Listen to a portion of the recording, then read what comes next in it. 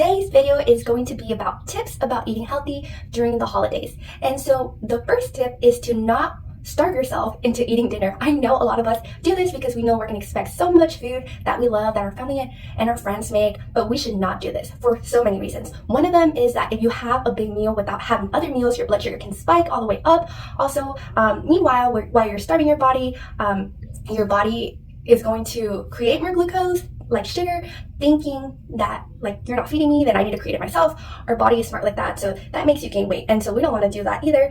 So we want to make sure that we're eating our breakfast, lunch, and dinner. And whenever we are eating, we want to make sure that we're eating in portions. So there's something called myplate.gov where half of the plate is fruits and vegetables, and the other half of your plate is grains and proteins. And so the grains is the size of your fist, the proteins is the size of your fist, and then half of the plate, fruits and vegetables. I know it's really hard to do this around those yummy treats. I'm not saying not to have them, especially if you're used to having so much of it. We just want to minimize that amount, and in order to set ourselves up for success, then we should eat our 3 meals: breakfast, lunch, and dinner.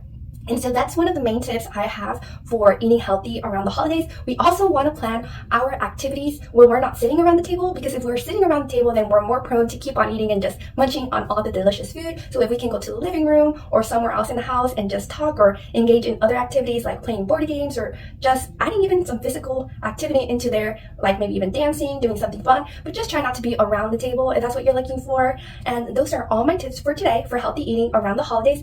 Oh, one last thing. If you have to eat specific food for your health, like if you have diabetes, making sure that you ask whoever's hosting the party if you can bring your own dish will be really helpful. And then other people might even compliment your dish and be like, this is yummy. So always be prepared, always plan, and do not wait